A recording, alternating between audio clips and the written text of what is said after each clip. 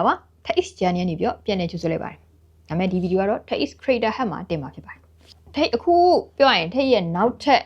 new gadget ဖြစ်လာမဲ့ DJI Osmo Nano ထက်ဝယ်ထားတာအဲ့ကောင်ကို unboxing လုပ်မယ်ပြီးရင်သူ့ရဲ့ usage လေးကိုပြမှာဖြစ်ပါတယ်ထက်ဘာလို့ဒါကိုဝယ်လိုက်တယ်ဆိုတဲ့ reason လေးကိုပြောပြမှာဖြစ်ပါတယ်နောက်တလောထိတ်မှာ action camera အနေနဲ့ဆိုလို့ရှိရင် GoPro Hero 9ရှိပါတယ်။ထိတ်ရဲ့ scuba diving တွေဘာတွေလုံးဝ sports တွေပါသုံးပြီး adventure ဟာတွေအတွက်သုံးပြီးဆိုရင် GoPro Hero 9ကိုသုံးလို့ရှိပါတယ်။ဒါပေမဲ့ထိတ်ဘာလို့ဒီဘက်ကိုစပြီးစဉ်းစားသွားပြစ်လဲဆိုတော့အကြောင်းအရာတော့ထိတ်ရဲ့ GoPro 9ကဒီတစ်ခေါက်ဖူးကောက်ကိုခီးသွားတဲ့ခါမှာပြန်လာတဲ့ခါမှာ screen ကနည်းနည်းထိသွားရပါတော့။ရေဝင်တာမျိုးပြောမှာမဟုတ်ဘူးထိတ်ရဲ့ဒီအိတ်ထဲမှာထည့်တဲ့ခါမှာထည့်ရဒီ battery တုံးနဲ့တွားပြီးသူ့ရဲ့ screen နဲ့ရိုက်မိရလားမသိဘူးဒီ screen ထိသွားတယ်ထည့်ဒီ time မှာပဲဘန်ကောက်မှာပဲ screen လဲလိုက်ရတယ်ဆိုတော့အခုတော့အစ်စ်အတိုင်းပဲပြန်သုံးလို့ရပြီဒါပေမဲ့လူကမလဲခင်ရရှောက်မှွေကြည့်ပြီးအစ်စ်တွေမှွေကြည့်ပြီးလိုချင်တော့ပါတော့အဲ့တော့ထိတ်ဒါလေးကြည့်ဖြစ်တယ်ဒီကောင်ကိုထပ်ပြီးရောရှင်ပြတာက Insta Go 3S 360ရဲ့ Go 3S ရဲ့ပြီးလို့ရှင် Insta Go Ultra လားသိမလားဒါမှမဟုတ်လဲဒီထက်ဒီလိုမျိုးအသေးဟာမျိုးမဟုတ်ဘဲနဲ့Osmo Action 5 6အခုဆို6ထွက်ပြီကွာ6ကြီးလဲလိုချင်ပါရဲ့ကြည့်လိုက်ရင်ထိတ်မှာတာ GoPro မရှိခဲ့ရင်တော့ထိတ် Osmo Action 6ကိုရွေးချယ်ပြစ်လောက်တယ်ပေါ့နော်။ဘာလို့ဆိုတော့ဒီအဲ့ကောင်ကပို့ပြီးတော့ quality ကောင်းတယ်ပို့ပြီးတော့ flagship camera လို့တဘောတက်ရောက်တယ်ပေါ့နော်။ဒါကတော့ထိတ်ရဲ့ရွေးချယ်မှုကိုရှင်းပြတာပေါ့နော်။ကိုကြီးကိုမှာတာထိတ်လိုမျိုး Action camera အဲ့လိုအတုံးကြီးပေါ့နော်။လုံးဝအကျန်းတန်းခံပြီးတော့ share ပဲနဲ့ပဲတေချာတုံးလို့ရတဲ့ battery hour လဲကြာနိုင်တဲ့ဟာမျိုးမရှိသေးဘူးဆိုရင်တော့ထိတ်ခုနပြောတဲ့ DJI Osmo Action ဘက်ကိုပို့ပြီးတော့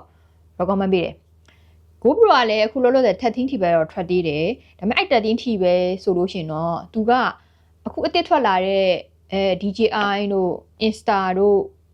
ထက်ရှင်လို့ရှိရင်နည်းနည်းလေးနာမည်ကကျလာတယ်ပေါ့နော်ဘာလို့ဆိုတော့ GoPro ဘက်မှာအရင်ကြီးတီထွင်စမ်းသစ်မှုတွေမရှိတော့ဘူးဒါပဲဆိုပြီးတော့မြင်လာကြရပါတော့ဆိုတော့ဒါပေမဲ့ထိတ်လို့စောင့်ကြည့်ရမှာ GoPro ကအခုနောက်ထပ်ဒီ GoPro Hero 9တို့ပါတော့ဒီလို Hero series မဟုတ်ဘဲနဲ့နောက်ထပ်အသစ်စမ်းနေများထည့်ပြီးဘာတွေလုပ်ပြအောင်မလဲဆိုတော့အကုန်လုံးကစောင့်မျှော်ကြည့်ရှုနေတယ်ပေါ့နော်အဲ့လိုမျိုးတွေထွက်လာတယ်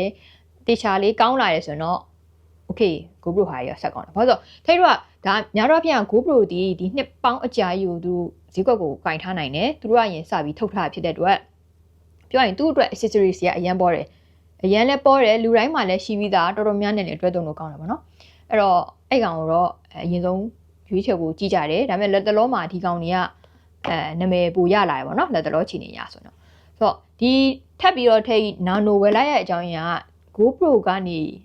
GoPro မှာမရှိတဲ့ feature တွေရလို့ထိတ်ဒါဝယ်ရပါတော့ဥပမာပြောမယ်ဆိုလို့ရှိရင်ဒီလို split screen ကွာကိုကဒီကောင်ကို monitor အနေနဲ့ကြည့်နေတဲ့အခါမှာဒီကင်မရာက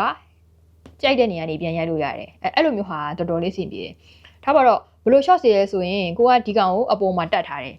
အပေါ်မှာတက်ထားကိုကအောက်ကနေတခုခုလုံနေတယ်ငါတက်ထားတဲ့ဟာငါ view ကအဆင်ပြေရလားဘာညာကြည့်လို့ရတယ်ပြီးလို့ရှိရင် तू ကတန်လိုက်ပါဖြစ်တဲ့အတွက်ရှိသမျှနေရာတကာကိုကတ်လို့ရတယ်တော်တော်အဆင်ပြေတယ်ပြတောဒါ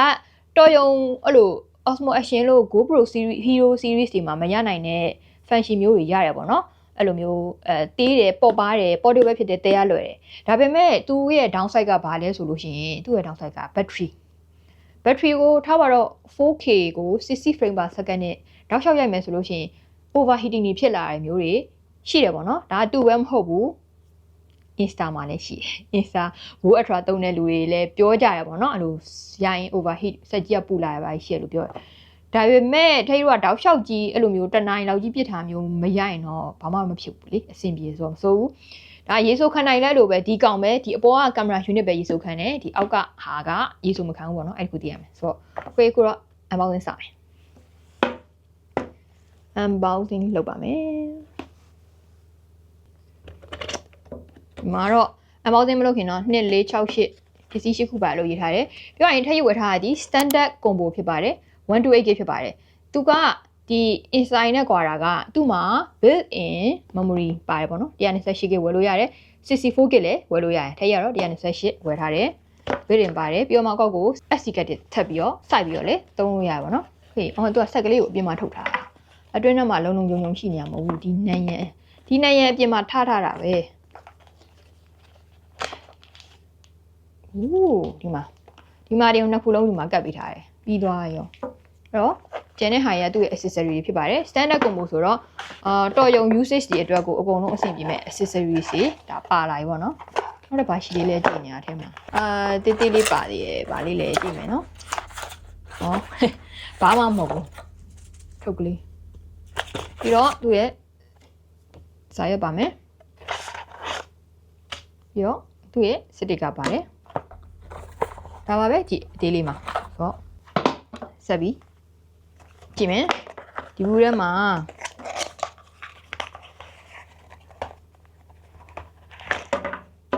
နော်အတွင်ဖို့ type C to type C ကြိုးပါတယ်ပြီးရင်သူ့ရဲ့ဒီထောက်တိုင်လေးစုပ်ခွက်ကလေးပေါ့နော်ဒါလေးကလည်းသုံးဝင်နေပေါ့နော်အဲ့လိုစားကိုကထားပါတော့ food blogger တော့ဘာလို့ဆိုရင်စားနေတဲ့အချိန်ဆိုရင်လွယ်လင်းတကူစပွဲပေါ်မှာဒီလိုလေးကပ်ပြီးတော့သူကဒီဘောကလည်းဘောဟက်လေးကအလုံးလေးကကိုကြိုက်တယ်လို့ direction ကိုဒီလိုလှည့်လို့ရဖြစ်တဲ့အတွက်ဒါတော်တော်လေးအဆင်ပြေပါတော့ဒီကောင်လေးပါတယ်ပြီးတော့နောက်တစ်ခုကတန်လိုက်ပြားလေး necklace ပေါ့နော် necklace ပါတယ်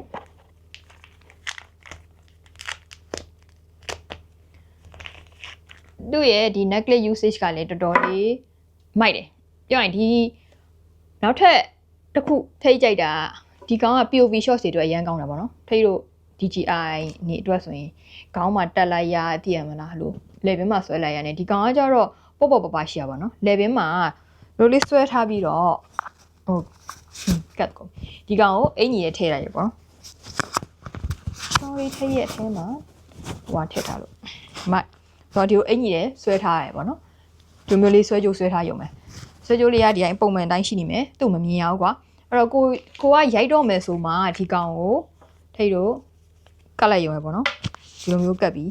ရိုက်ကြရပေါ့နော်ဆိုခုဒါထိတ်ဖောက်လာအောင်ပဲပေါ့နော်အရင်ဆုံးဖောက်မယ် necklace ပါတယ်ပြီးရင်ဒါကင်မရာအတွက်ကိုကာဗာလေးပါမယ်ထောက်မယ်ခုချင်းစီကိုပလက်စတစ်တွေနဲ့ထုတ်ထားတယ်โอเคဒါပါတယ်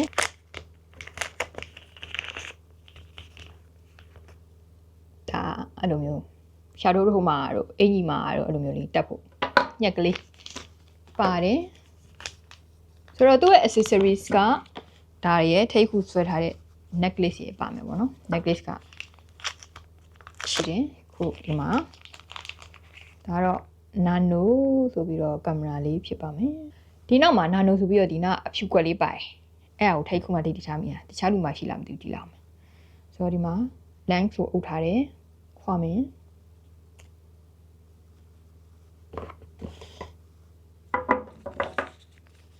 သူ့ရဲ့ main unit monitor receiver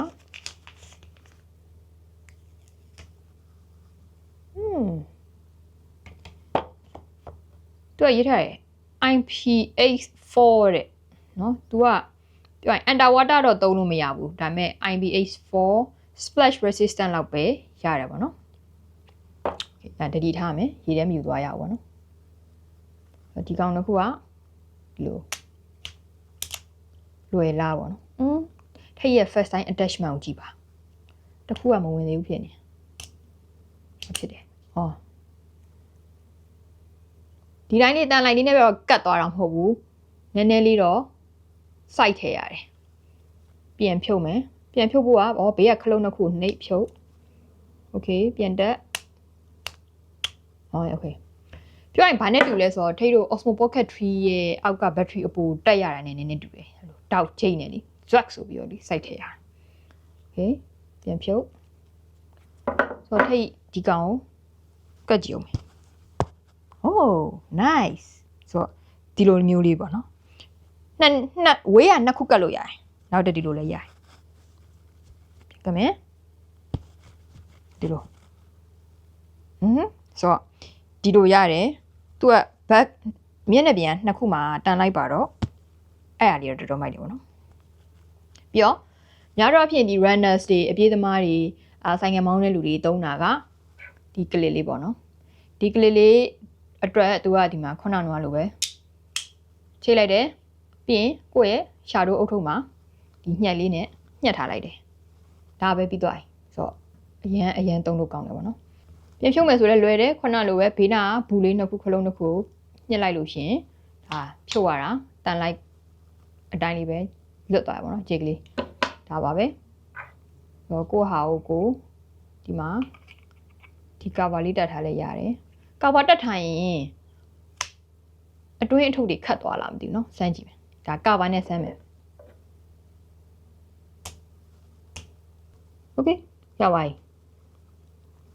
သူကဟိုတန်လိုက် only ပဲမဟုတ်တော့ဒီရလို့ adventure activity တွေစီမှာတို့အရန်နေခုံပြီးတော့ပြုတ်ထွက်သွားမလားလွတ်ထွက်သွားမလားဆိုတာတော့မကြောက်ရဘူးเนาะဘာလို့ဆိုတော့သူကဘေးရဲ့နှစ်ဖက်ကဂျိတ်နဲ့ထိန်းချုပ်ထားတာတန်ချောင်းလေးနှစ်ခုနဲ့ဒီလိုကုတ်ထားတာဆိုတော့လေအဲ့ဒီခုကတော့အဆင်ပြေတယ်โอเค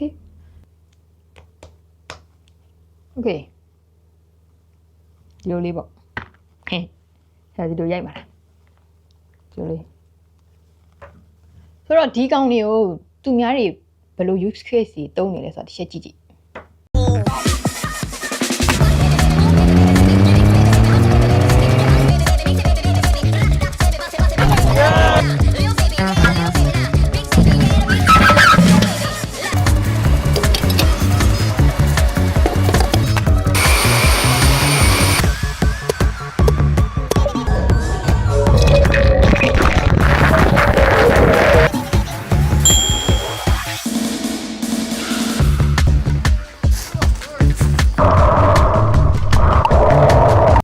ထိတ်လဲခုရိုက်ပြမယ်အခုတော့ထိတ်ဒီကင်မရာနဲ့အောက်တော့မှာစမ်းပြမှာဖြစ်ပါတယ် mic mini နဲ့တွေ့ထားတယ်1080နဲ့30 frame per second နဲ့ရိုးရိုး wide နဲ့ရိုက်မှာဖြစ်ပါတယ်ဆိုတော့ဒီတိုင်းလေးပဲကင်ပြီးတော့ဗောနော်ခုမြင်နေရတဲ့အတိုင်းပဲကင်ပြီးတော့ထိတ်လမ်းလျှောက်ပြီးရိုက်မယ်ခုကတော့ထိတ်အစမ်းရိုက်နေတာဖြစ်ပါတယ် Osmo Nano နဲ့ Standard Combo 128GB ကိုစမ်းနေရပေါ့နော်အဲ့ကောင်ကိုခုလက်နဲ့ဒီတိုင်းလေးပဲကင်ပြီးတော့ vlogging mode ပေါ့နော် selfie ကင်မရာနဲ့ရိုးရိုးတက်နဲ့လမ်းလျှောက်ပြီးတော့ရိုက်နေတာဘာမှပြောရရင်ninja watch တွေပါမလုပ်မနေဘူးဆိုတော့သူ့ရဲ့ stabilization ကိုကြည့်ကြည့်ပါဘယ်လိုနေလဲဆိုတော့ okay ပြီးတော့အုတ်ထုံမှာတက်ပြီးတော့ထပ်ပြီးစမ်းမယ် okay ဘာမှတက်မယ်ဒီလေးပေါ့နော်အဲ့တော့အုတ်ထုပ်မှာတက်ပြီးရရင်ဘယ်လိုနေလဲဆိုစမ်းကြည့်မယ်ပြောရင်ထက်ကြီးကအုတ်ထုပ်ကိုချောင်ချောင်လေးဝင်နေကြဆိုတော့အခုဒီကောင်ကြီးတက်လိုက်တဲ့အခါမှာနည်းနည်းလေးရှေ့ကျသွားတယ်လို့ feel နေရပါတော့မျက်နှာကိုပို့ပြီးတော့ဖိသွားတာပေါ့နော်ဆိုတော့အုတ်ထုပ်ကိုနည်းနည်းချောင်ချောင်တက်တဲ့လူတွေအတွက်ဆိုရင်အဆင်မပြေဘူးနည်းနည်းကြက်မှရမယ်ဆိုတော့အခုတော့နည်းနည်းကြက်သွားတယ်အုတ်ထုပ်ကိုနည်းနည်းကြက်လိုက်မှအဆင်ပြေသွားတယ်ဆိုတော့ထက်ကြီးအခုဒီမှာခေါင်းပေါ်ဟာကိုရိုက်ကြည့်မယ်ပေါ့နော်โอเคဆိုတော့စမ်းမြော့လမ်းလျှောက်ပါပြီဒါထိတ်ပုံမှန်ဒီလိုမျိုးလေးပဲရှောင်ကြပါတော့ဘာမှခေါင်းကိုထိန်းလျှောက်တာမျိုးမရှိဘူးဟိုကြည့်တီးကြည့်ပေါ့နော်အဲ့လိုမျိုးဆိုရင်သူ့ရဲ့ဒီ stabilization အခြေအနေလေးကိုတစ်ချက်ကြည့်ကြည့်ပါအဲ့တော့မဟုတ်ဘူးကိုကနည်းနည်းလေးထိန်းရှောင်မယ်ဆိုရင်တော့ဒါကတော့နည်းနည်း ninja watch လို့ဖြစ်တယ်ဟာနည်းနည်းလေး ninja watch လို့လေးလုပ်ထားပါတော့အဲ့လိုမျိုးဆိုရင်ခြေနေဘယ်လိုလဲတစ်ချက်ကြည့်ကြည့်ပါခေါင်းကနည်းနည်းလေးပဲထိန်းတာဒါပေမဲ့အရှိန်တော့မထိန်းဘူးโอเคပြီးတော့အခုဒါရိုးရိုးမုတ်ပဲပေါ့နော်ဆိုတော့ထိတ်အခုပို့ပြီးတော့ stabilize ဖြစ်တဲ့မုတ်နဲ့ဆန်းရိုက်ကြည့်မယ်โอเคအခုကတော့ထိတ် horizontal balancing ကို on လိုက်ပြီးရိုးရိုး rock steady မဟုတ်တော့ဘဲနဲ့stabilization ကိုပို့ပြီးတော့အငြိမ်စားဖြစ်တဲ့function မှုကို on ထားရပါတော့ဥပမာ cycle တွေစီးတာစပိန်တွေစီးတာမျိုးအဲ့လိုမျိုး sports တွေအတွက်ကိုသုံးလေးရှိတဲ့ဟာမျိုးပေါ့နော်ဆိုတော့အဲ့ဟာနဲ့ဆိုရင်ဒါအုတ်ထုပ်ပေါ်မှာဆိုရင်အခုဒါပြောရင်ခုနထက်တောင်းတာနည်းနည်းရှောက်လေးရပေါ့နော်ဘယ်လိုမြင်လဲပေါ့ပိုငိမ်သွားလားပေါ့ဘယ်လိုနေလဲပေါ့ချက်ကြည့်ကြည့်ကြပါအခုဒီ horizontal balancing ကိုပဲထိတ်အုတ်ထုပ်မှာမဟုတ်ဘဲနဲ့လေဘင်းမှာဆွဲပြီးတော့ဆမ်းမှာဖြစ်ပါတယ်ပြောရင်လေထိတ်ရဲ့ဒီနာနိုဝယ်လာရတဲ့အကြောင်းရင်းနဲ့မှာလေဒီကောင်လည်းပါတယ်လုံးဝ POV shot တွေပေါ့နော်လေဘင်းလေးဆွဲပြီးတော့လေနေဆွဲထားတယ်လောဆယ်မိုက်ကနှစ်ခုဖြစ်နေရယ် Osmo Pocket 3ရဲ့မိုက်နဲ့ mic mini ဒီသူ့ရဲ့နာနိုအတွက်မိုက်နှစ်ခုဆိုတော့ခုထပ်ပြီးတော့ဆမ်းမယ် အလျားလိုက်ဆမ်းမယ်ပေါ့နော်ဒီတော့ထိတ်ရင်ဘက်မှာအလျားလိုက်ကတ်ထားတယ်စပြီးရိုက်မယ် horizontal balancing နဲ့ရိုက်မယ် okay အားတော့ထိတ်ရဲ့ POV shots ပေါ့နော် Osmo Pocket 3နဲ့ရိုက်ထားတယ်ထိတ်ဘာတွေလုံးနေလဲလက်နဲ့လက်တွေအားစားအကုန်ဒီလိုမြင်ရတယ်ပေါ့နော်အားတော့ POV shots လက်ဘင်းမှာဆွဲပြီးတော့ရိုက်တဲ့ shots ပေါ့နော်စင်ပြေလားချက်ကြည့်ပါပြီးတော့ तू ကနောက်တစ်ခုကောင်းတာကတန်ဖြစ်တဲ့အရာဆိုရင်ဟိုရပြီဆိုတော့ထိတ်တို့ဒီလိုမျိုးလဲရိုက်လို့ရမယ်ပေါ့နော်ဒီကောင်လေးကိုနိုင်ရမှာကတ်ရုံပဲပေါ့နော် Why Hello အားလုံးပဲမင်္ဂလာပါဆိုတော့ဒီလိုမျိုးတွေရိုက်လို့ရပါဘောနော်ကိုကတယောက်တည်း vlog ရိုက်တဲ့လူတွေဆိုပို့အဆင်ပြေတယ်အဲ့လိုမျိုးတစ်ခုတနေရာရင်းမှာကတ်ပြီးတော့လမ်းလျှောက်သွားတဲ့ shorts တွေပြီးလို့ရှိရင်ကိုကနဲ့ကိုအေးစစ်စစ်လေးတက်မလားဒေးရင်နဲ့ live တွေရိုက်တာပဲဖြစ်ဘယ်နေရာမှာမဆိုပေါ့နော်အဲ့လိုမျိုးလေးတယောက်တည်းကိုရိုက်တဲ့ shorts တွေအတွက်ဆိုရင်အရန်ကိုအဆင်ပြေသွားရပါတော့အဲ့လိုမျိုးလေးရိုက်လို့ရပါတော့ဆိုတော့ဒါဆိုရင်ပြောရင်ခုထိတ်ဘာမှမသုံးမနဲ့ကွာတန်လိုက်နဲ့တခုမှကတ်လိုက်တယ်ကွာဒါအလျားလိုက်ရိုက်တာဒေါင်းလိုက်ရိုက်မယ်ဆိုလဲလွယ်လေးကွာဒေါင်းလိုက်လေးဆိုကတ်လိုက်ရုံပဲဆိုတော့တော်တော်လေးအဆင်ပြေရအောင်နောက်ဆုံးကြံတာတော့ဒါကိုကင်ပြီးတော့ပြေးကြည့်မှဖြစ်ပါတယ်ဆိုတော့ပြေးကြည့် short တွေတစ်ချက်ကြည့်ပါလုံးဝ60 frame per second နဲ့ရိုက်နေရမှာမဟုတ်ပါဘူး30 frame per second နဲ့ပဲရိုက်နေတယ်ဒါပေမဲ့ horizontal balancing ဟာကိုတော့ on ထားရပါတော့ချက်ကြည့်ပါကိုကတော့ထိတ်ပြေးပါပြီပြေးတာမှအတော်ပြေးတာပါပတ်လည်းပြေးမှာပဲအဲ့လိုပြေးဆိုပြေးတဲ့ short တွေတစ်ချက်ကြည့်ပါနော်ထိတ်ဒီ short ကိုထည့်ပြထားပါမယ်ချက်ကြည့်ပါကြည့်တယ်လုံးဝဒီလိုကင်ပြီးတော့ပြေးရိုက်တာပေါ့နော်ပြေးနဲ့ချွေးထွက်လာပါပြီโอเคဆိုတော့ကြည့်လို့ရပါပြီဘယ်လိုနေလဲဆိုတာဆိုတော့အခုထိတ်လုပ်ပြတဲ့ short တွေလိုမျိုးပဲဒါလေးကလုံးဝ blogger တွေ content creator အတွက်အရင်အသုံးဝင်တဲ့ပစ္စည်းလေးဖြစ်တယ်အဲ့လို food blogging လုပ်တဲ့လူတွေရောဘယ် content creator မဆိုအသုံးဝင်တဲ့ဟာလေးပေါ့နော်ဒါကတော့4K ကို30 frame per second နဲ့ဟိုမှာ steady shot ပေါ့နော်သူ့ရဲ့ resolution နဲ့ color နဲ့တစ်ချက်ကြည့်အောင်လို့ရိုက်ပေးထားပါဒီမှာထိတ်မခွာခင်ကြည့်လိုက်လို့တော်သေးရဲ့သူ့ရဲ့ဒီ necklace မှာ level မှာဆွဲထားရင်းနေမှာတဲ့ထိတ်တို့ခုနအင်ကြီးမှာကတ်တယ်လို့ပေါ့နော်ဓာတ်ရိုက်ကတ်လို့ရတယ်လို့တဲ့မဟုတ်ဘဲနဲ့ပြမယ်ဒီလိုကတ်လို့ရပါတယ်နောက်တစ်နည်းကဒီ docking မဟုတ်နော်ဒီညက် clip သူကဒီညက်မှာတန်လိုက်ပါသေးတာအဲ့တော့နောက်တစ်နည်းပေါ့နော်ညက်မှာတွဲတယ်တွဲပြီးဒီညက်ရဲ့ဒီကောင်လေးကိုဒီမှာshare ပဲအဲ့တော့အင်ကြီးမှာဒီလိုကတ်နေမှာကွာအဲ့တော့သူကအဲ့လိုညက်ပြီးတော့သူကကြတော့ခေါင်းကိုတိုးအလျှော့တွေဒီလိုမတ်လို့ရတော့မိုက်တယ်ကွာအဲ့လိုမျိုးလုပ်လို့ရမယ်ကိုကဘယ်လိုရိုက်ချင်တာလဲပေါ့မူတည်မှာပေါ့နော်ကိုပြန်ရိုက်ချင်တယ်ဆိုလဲရတယ်ပြန်ခွာ